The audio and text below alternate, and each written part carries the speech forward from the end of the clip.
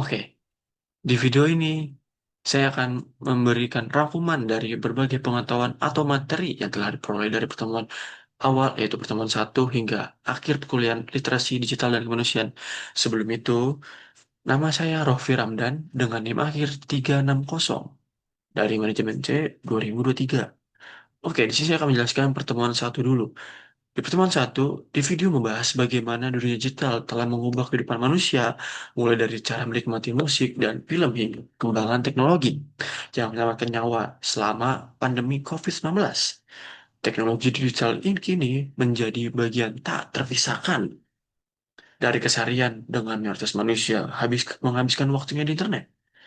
Kemajuan teknologi seperti AI, augmented reality, dan internet akan semakin melebur dengan kehidupan nyata. Di sisi lain, ada kekhawatiran tentang bagaimana manusia akan beradaptasi dengan perubahan ini. Pekerjaan akan banyak tergantikan oleh teknologi, namun juga akan muncul peluang baru. Tantangan terbesar bagi Indonesia adalah meningkatkan keterampilan digital, tenaga kerja yang jauh tertinggal dibanding negara lain. Dunia digital memang membawa kemudahan, tetapi juga bisa membawa tantangan besar.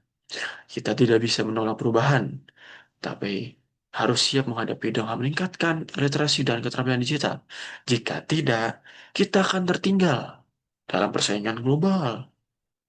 Pemerintah dunia pendidikan, dan perusahaan harus lebih serius dalam membangun ekosistem digital yang inklusif agar masyarakat bisa beradaptasi dengan menggunakan teknologi untuk kemajuan bersama. Pertemuan yang kedua. Pertemuan dua ini menjelaskan 4.0. Oke, apa itu 4.0? Jadi, revolusi industri 4.0 merupakan model transformasi untuk revolusioner yang berbasis pada koneksivitas sistem siber dan dalam implementasinya sebagai sebuah proses perubahan drastis dalam ranah operasi industri dan sosial. Revolusi industri 4.0 membawa berbagai implikasi, baik implikasi negatif dan positif. Revolusi industri 4.0 membawa berbagai implikasi, baik implikasi negatif dan positif, dan aktivasi oleh segenap pemangku kepentingan.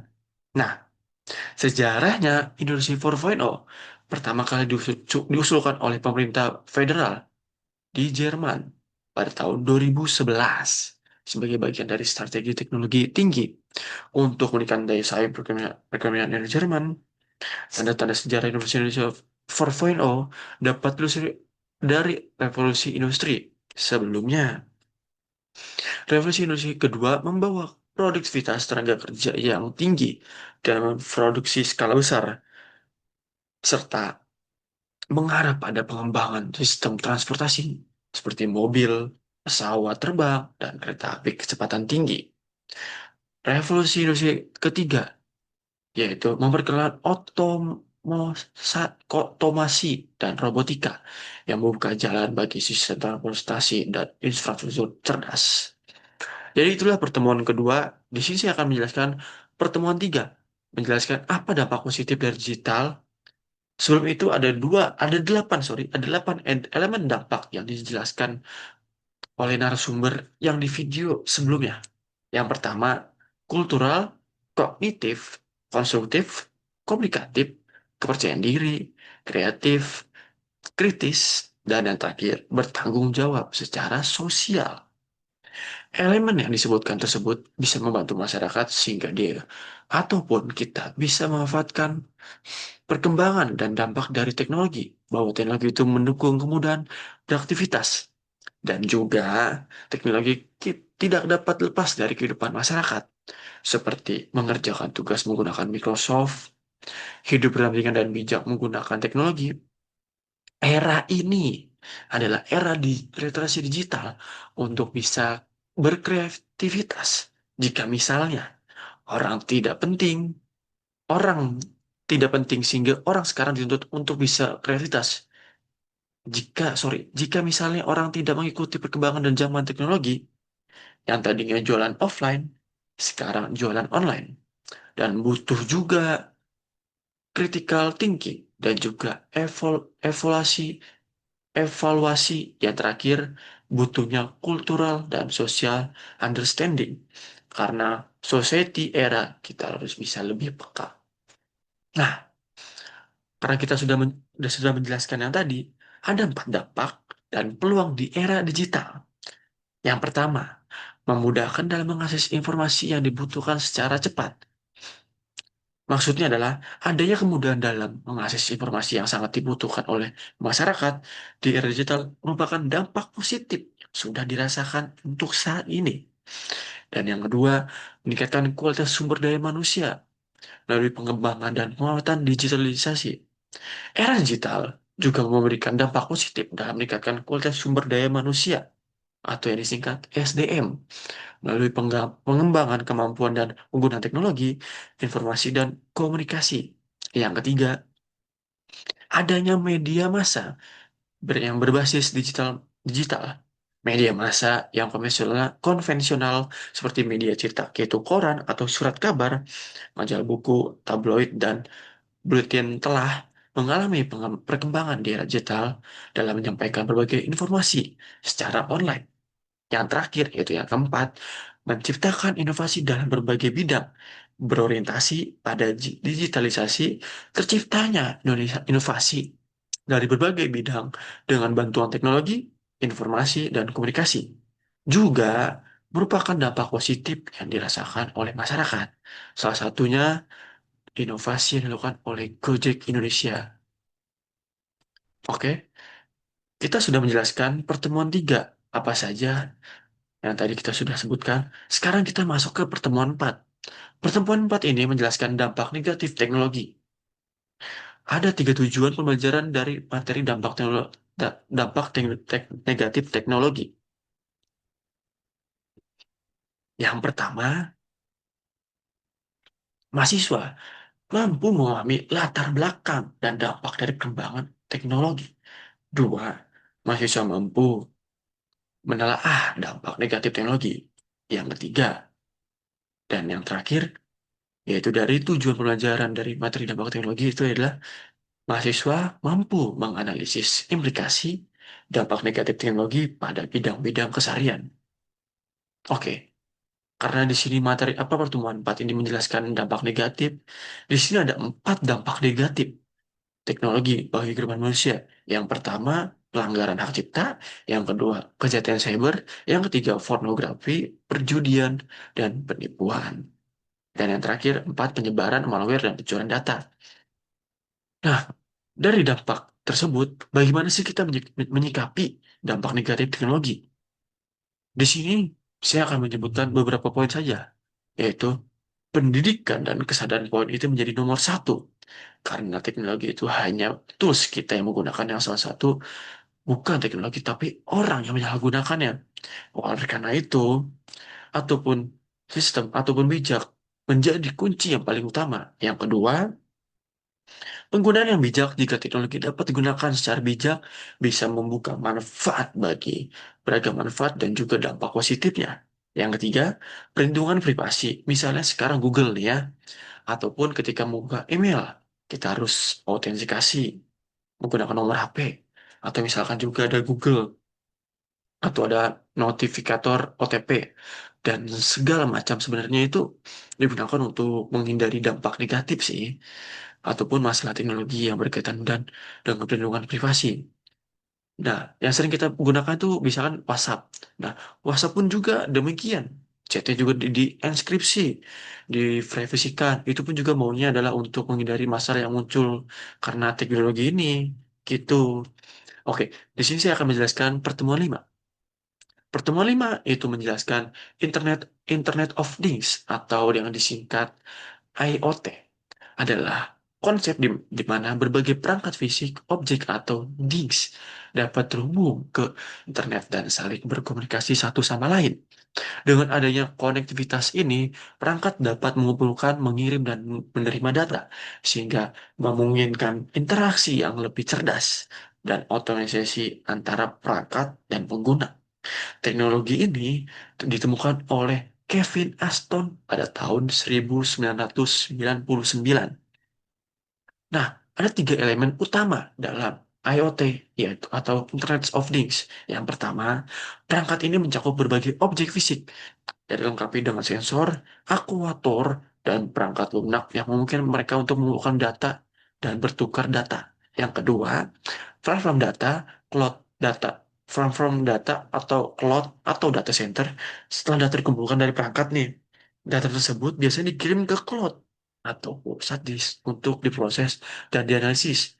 File from ini memungkinkan penyimpanan, analisis, dan pengambilan keputusan berdasarkan data yang dikumpulkan. Yang ketiga, yang terakhir, konektivitas. Barang dilengkapi dengan gateway sensor mencakupi berbagai teknologi dan protokol yang memungkinkan perangkat untuk terhubung ke internet dan saling berkomunikasi.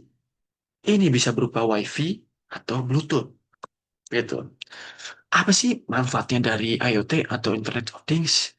Nah, di sini ada banyak sekali eh, manfaatnya. Yang pertama, ada pekerjaan yang kita lakukan lebih mudah, cepat, dan efisien. Yang kedua, kita dapat mendeteksi apa pengguna dimanapun berada, seperti apa? Kalau di Android ada hub pencari itu, atau cari perangkat gitu di Android. Oke, yang ketiga, dengan menggunakan perangkat IoT, pengguna dapat menikmati kenyamanan yang lebih besar, seperti pengaturan otomasi dalam alat rumah tangga atau kontrol suhu, seperti remote AC gitu loh, atau seperti hal yang lainnya. IoT memungkinkan perangkat yang berbeda untuk saling terhubung dan berkomunikasi untuk membentuk ekosistem yang cerdas. Oke, segitu saja pertemuan 5. Di sini saya akan berpindah ke pertemuan 6, sorry.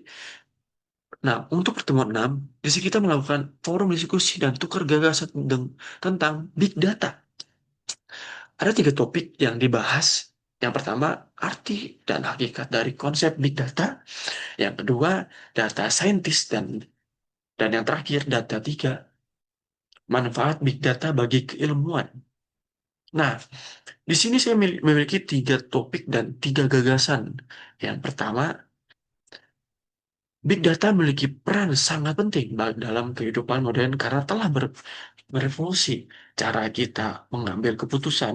Organisasi dan pemerintah kini dapat mengambil keputusan yang lebih akurat dan tepat berdasarkan analisis data yang konferensial.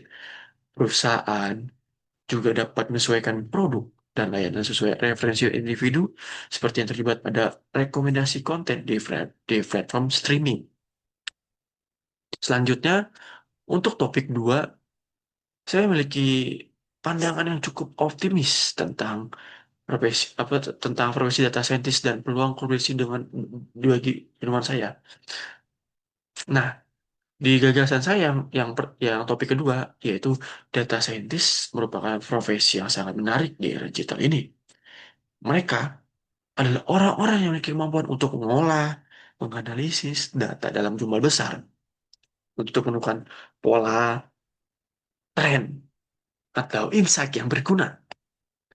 Bicara tentang peluang, menarik nih. Dengan bidang ilmu saya melihat banyak kemungkinan yang menarik dalam bidang studi.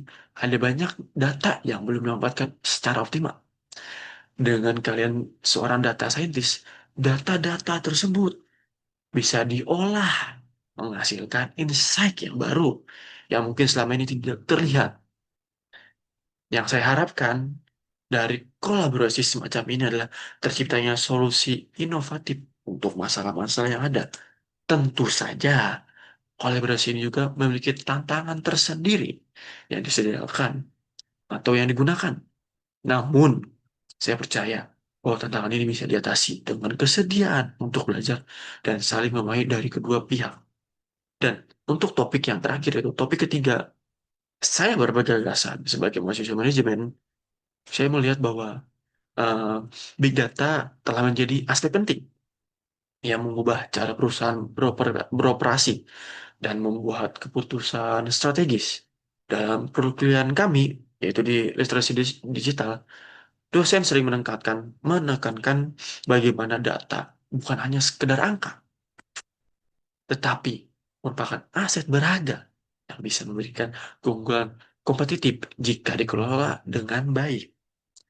Salah satu manfaat utama big data dalam bidang manajemen adalah kemampuannya untuk meningkatkan proses pengambilan keputusan. Dulu, dulu banyak keputusan bisnis dibuat berdasarkan intuisi atau pengalaman sorry. Namun sekarang adanya big data ini, kami bisa membuat keputusan yang lebih terukur dan berbasis bukti. Misalnya, ketika saya mengerjakan tugas eh, analisis analisis pasar semester lalu, saya bisa menggunakan data konsumen untuk mengidentifikasi tren dan perilaku pembelian yang tidak terlihat. Jika hanya mengandalkan survei tradisional, yang saya rasa sih paling menarik adalah bagaimana big data mengubah cara perusahaan berinovasi dengan menganalisis umpan balik dari berbagai sumber. Perusahaan bisa mengidentifikasi kebutuhan yang belum terpenuhi dalam produk-produk baru. Ini membuat proses inovasi menjadi lebih cepat, tepat sasaran. Untuk materi pertemuan 7, yaitu membahas e-commerce. Nah, e-commerce atau perdagangan elektronik didefinisikan sebagai penggunaan internet dan web untuk transaksi bisnis. Ini melibatkan transaksi komersial yang dilakukan secara digital atau organisasi. Individu pada dasarnya, e-commerce adalah kombinasi dari berbagai perusahaan menjalankan bisnis dan berinteraksi langsung dengan konsumen. Yang berbeda nih dari bisnis tradisional yang lebih berfokus pada operasi internal. Ada 8 kunci sukses dalam bisnis modal e-commerce. Yang pertama, value proportion. Pertanyaan utama yang dijawab adalah mengapa konsumen harus membeli produk dari perusahaan, menawarkan nilai unik yang membuat produk menarik dan diperlukan oleh pelanggan.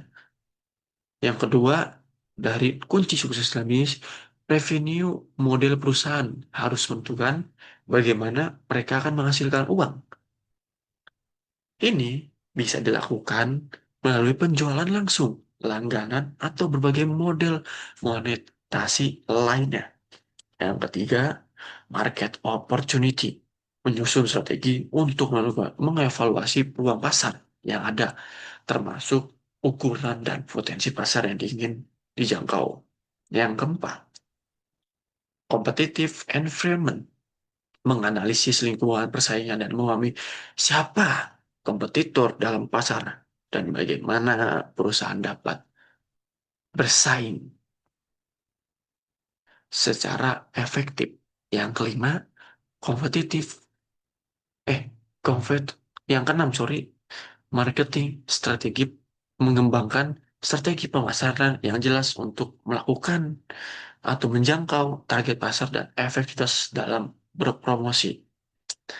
Yang ketujuh, Organis, organi, organizational development mengatur dan mengelola struktur organisasi yang sesuai untuk mendukung pertumbuhan dan perkembangan pasar eh, dan perusahaan.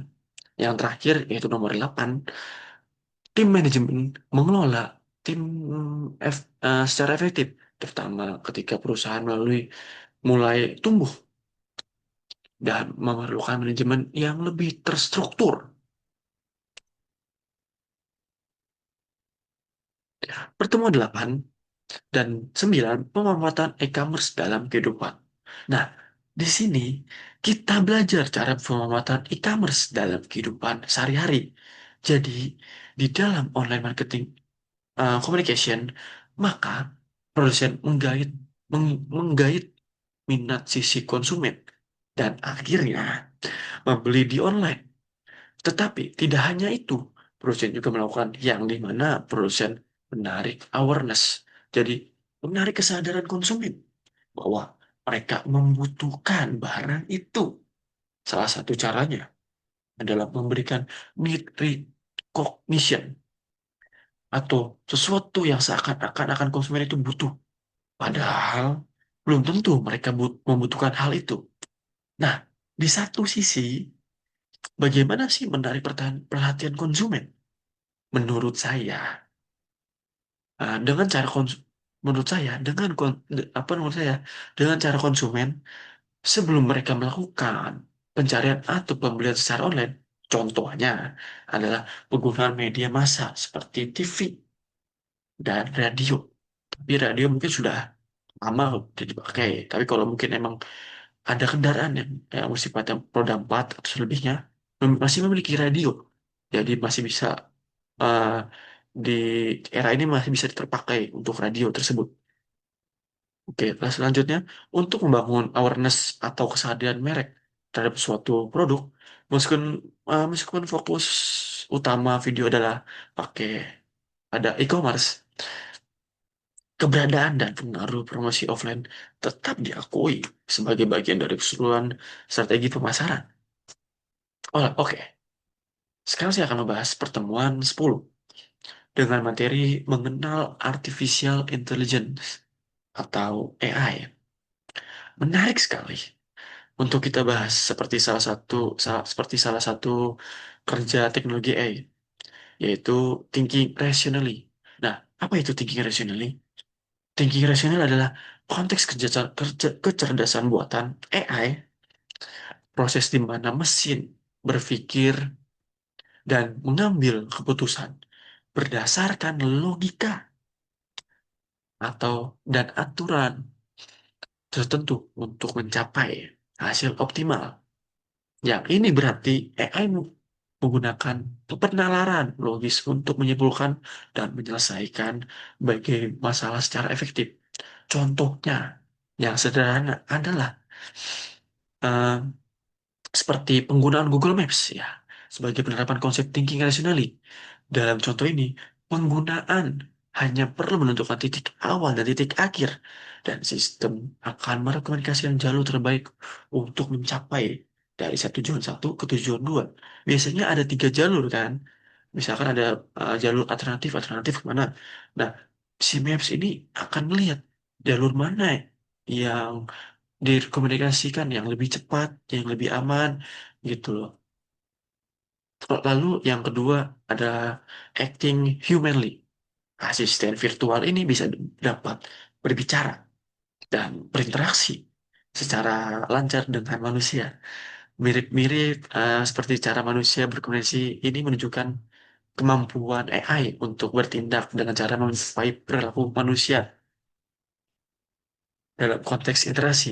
Contohnya, asisten virtual seperti Mbak Google atau Google Assistant atau sekarang mungkin kebanyaknya kalau di Siri, kalau di iPhone gitu. Dari pesatnya kemajuan AI ini memiliki dampak buruk atau negatif seperti keterbatasan etika yang mengacu pada tantangan yang dihadapi dalam penerapan kecerdasan buatan AI, terutama terkait dengan pengambilan keputusan yang tidak selalu sesuai dengan norma atau nilai-nilai yang ada di masyarakat. Masalah ini muncul karena AI dapat membuat putusan yang tidak etis atau merugikan manusia akibat kekurangan pemahaman atau data yang tidak tepat. Pertemuan 11 dengan pengaturan dalam melakukan kegiatan, pertemuan 11, sorry maaf, membahas etis bermedia digital. Di dalam media digital, bahwa etika itu berhubungan dengan pengaturan dalam melakukan kegiatan termasuk media sosial agar tidak merugikan orang lain. Memanfaatkan media sosial untuk kebaikan. Pertemuan 12, di sini kita memanfaatkan program aplikasi berlisensi dilanggan di yang dilanggankan UNES. Di sini saya sendiri mengklaim beberapa program yang telah disediakan oleh UNES. Yaitu ada tiga sih saya. Ada Grammarly, Canva, dan Joom. Pertemuan 13, kita belajar mengenal aturan hukum. Seru nih. dalam pembuatan media digital. Pasal-pasal dan ayat yang mengatur tentang berbagai pelanggaran yang dapat menimbulkan aksi hukum. Seperti contohnya kasus, seperti contohnya saya ambil dari kasus ini yang bergulir sejak 12 September 2017 saat kuasa hukum PT Pisma, Putra Tekstil Muhammad Bayu Kus Haryanto kalau nggak salah Haryanto melaporkan pemilik nomor 08 dia gitulah kepolisian di Surabaya karena diduga telah melakukan tindakan pencernamaan nama baik dalam pengembangan penyelidikan. Polisi melakukan nomor tersebut disebabkan nama Ibu Saidah Saleh Syamlan dengan Pengadilan Negeri Surabaya memutus Ibu Saidah bersalah dengan pidana penjara 10 bulan dan denda 5 juta dan subsidiarnya 1 bulan kurungan. Ya. Lalu ada pertemuan 14, kita belajar memahami konsep filter bubble dan echo chamber. Maaf, dalam interaksi di era digital. Jadi, filter bubble ini adalah algoritma yang dibuat oleh media sosial di mana kita disuguhkan informasi sesuai dengan yang kita suka. Jadi nih, seperti kita membuka aplikasi nih. Nah, kita mau cari search misalkan di Instagram, mau cari apa ya? Misalkan misalkan MOS. Nah, terpapar nih semua algoritmanya tuh di Instagram tuh. Kita nyari semuanya ada tuh. Mau nyari mouse apa gitu, modelan apa gitu, ada semua. Nah, itu contohnya. Nah, kalau echo chamber adalah lingkungan di mana seorang hanya menemukan keyakinan atau pendapat eh, pendapat yang sesuai dengan keyakinan sendiri sehingga pandangan mereka semakin kuat dan ide alternatif lain tidak akan dipertimbangkan. Filter bubble ini saat kita search engine atau sosial media, terkadang kita mengira bahwa orang lain juga melihat hal yang sama dengan kita. Padahal memang enggak gitu. Karena kita sesuai apa yang kita cari, itu yang muncul. Seperti itu. Nah, tujuannya adalah memberikan konten yang sesuai dengan minat pengguna. Namun, secara tidak langsung, membatasi paparan terhadap perspektif atau informasi di luar gelembung. Pertemuan 15 yaitu pertemuan terakhir di literasi digital ini. Pertemuan 15 ini kita menonton sebuah video film pendek yaitu berjudul Bayangan Pinjol the Movie. Ini sebenarnya film menarik. Video tersebut menampilkan pengalaman seorang yang sering berbagi tentang gaya hidupnya, terutama terkait dengan membeli barang mahal. Pergi ke tempat-tempat mewah di Surabaya, ia menunjukkan berbagai merek dan mahal yang baru dibeli, seperti pakaian, sepatu, dan aksesoris lainnya lah. Sambil menekankan bahwa semua itu didapatkan dari uang hasil kerja dan uang cepat. Selain itu juga dia juga berbicara tentang kebiasaan pergi ke kafe dan menikmati minuman mahal sebagai bagian dari gaya hidupnya yang mewah. Dari video tersebut juga kita bisa dapat menyimpulkan bahwa pinjol atau pinjaman online bisa didapat dengan mudah, sehingga membuat banyak orang tergoda untuk terus meminjam tanpa memberikan bagaimana cara melunasinya. Seperti halnya Randy yang di video tersebut mendapatkan bunga kalau nggak salah menjadi 100 juta untuk melunasinya. Selagi ditagih, dia mengalami stres dan kecemasan terkait dengan hutang yang terus dan sulit dilunasi. Dapat mengaruh kesehatan jiwa secara signifikan. Hal ini dapat mengganggu konsentrasi, tidur, dan keseimbangan emosi, serta menambah tekanan dalam kehidupan sehari-hari. Selain itu, masalah uang juga dapat mempengaruhi hubungan sosial, terjebak dalam siklus utang berulang, berulang, atau kesulitan melunasi hutang. dapat menyebabkan ketegangan dalam hubungan dengan keluarga, teman, atau yang terakhir bisa aja jadi pasangan. Rasa malu, rasa bersalah, atau bahkan konflik dapat ditimbulkan akibat masalah keuangan yang berkepanjangan. Oleh karena itu, penting, penting banget untuk memahami resiko pinjaman online dengan baik dan mengelola keuangan dengan bijak untuk menjaga kesehatan mental dan hubungan sosial. Terima kasih. Di sini saya sudah menjelaskan pertemuan satu dan sampai pertemuan 15, dan itu adalah ringkasan dari pertemuan sampai hingga pertemuan 15. Terima kasih Pak Kuncoro Bayu Prasetyo sudah eh, membimbing kami dari pertemuan satu hingga pertemuan 15, sudah memberikan materi tentang literasi digital dan kemanusiaan. Terima kasih.